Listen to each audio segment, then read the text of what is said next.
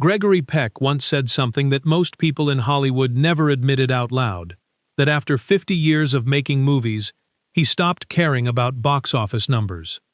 What he remembered instead were moments, silences, scenes that somehow followed him home long after the cameras stopped rolling.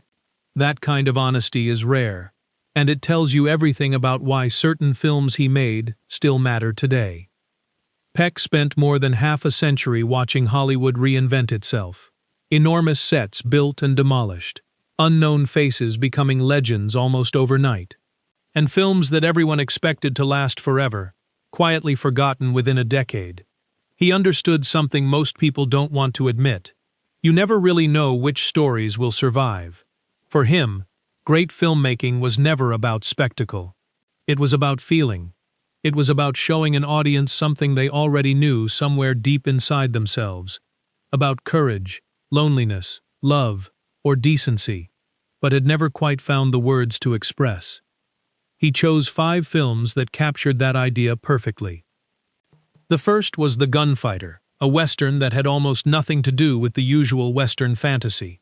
Peck played Jimmy Ringo, a man whose reputation had become a trap. Every town he rode into, people already had a story about him.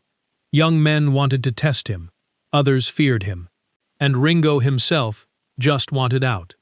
What drew Peck to the role was that question underneath the dust and the guns: can you truly escape who the world has decided you are? Then came something completely different: The Guns of Navarone. Massive in scale and genuinely physical to make. But what Peck valued wasn't the explosions. It was watching men under pressure reveal who they actually were. Courage, he believed, wasn't someone standing tall and fearless. It was being exhausted and frightened and continuing anyway.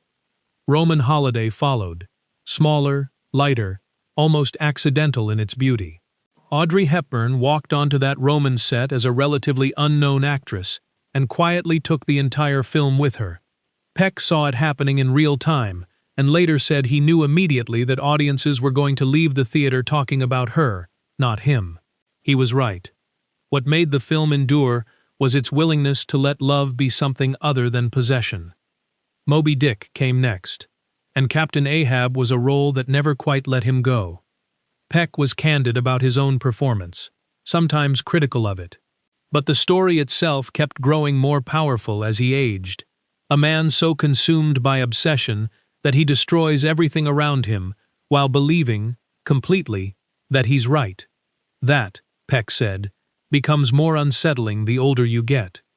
And then there was Atticus Finch. No hesitation, no qualification.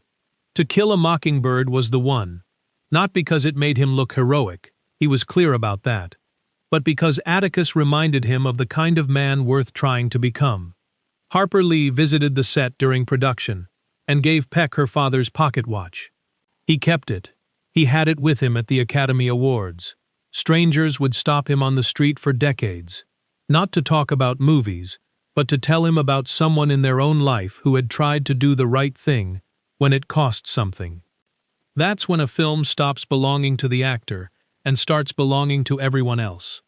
If these 5 films mean something to you too, hit like and subscribe. There's a lot more worth remembering.